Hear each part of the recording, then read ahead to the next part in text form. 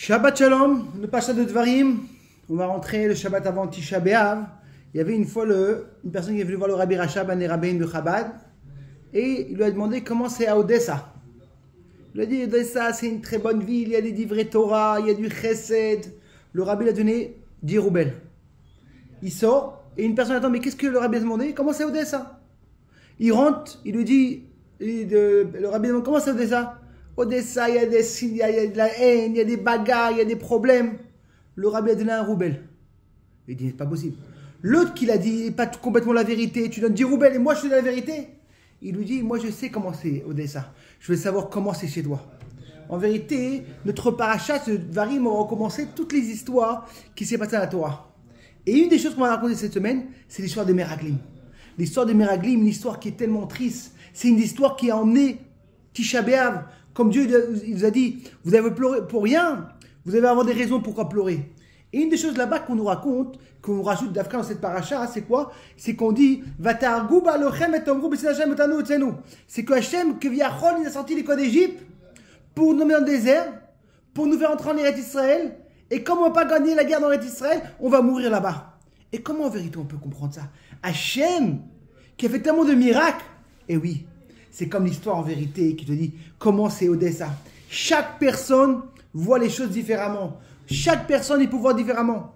On a passé cette semaine le Iloula de quoi? De Aaron HaKohen. C'est la seule chose qui est écrite dans toute la Torah, c'est l'Aaron HaKohen. Et le sage demande, mais pourquoi Aaron HaKohen il a mérité d'avoir dans la Torah qui écrit sa date qu'il est décédé? Aucune, ni Moshe, ni Myriam, ni personne. Le sage lui dit un truc incroyable. Et quand il est décédé, Aaron, il est décédé Rosh Chodesh Av, pour nous dire la clé, comment ne pas arriver à Tisha B'Av. Tisha B'Av, qu'est-ce qui se passe en vérité? C'est la sinatrinam, c'est la haine de la haine. Et qu'est-ce qui était Aaron?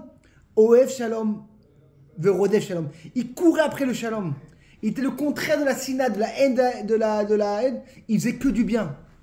Et comment le Père Kavadivisi, comment il faisait ça? Il avait l'habitude de quoi? De Aaron, de faire? D'aller voir un exemple, il y avait un couple qui se disputait. Il allait voir la femme, il dit, c'est quoi?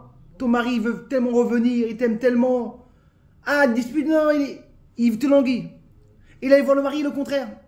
Ou avec des amis. Et le rabbi te demande, mais comment c'est possible? Comment c'est possible qu'en vérité que Aaron, que Viachol, ils mentaient? Ils sont vraiment disputés. Alors il dit, en vérité, Aaron, il pensait qu'il n'y a pas vraiment une vraie haine entre les personnes. Beaucoup de fois, c'est plein de choses de fantaisie que tu penses que tu as la haine. Mais en vérité, si tu enlèves tous les petits problèmes comme ça, l'amour va revenir. C'est qu'est-ce que Aaron y pensait.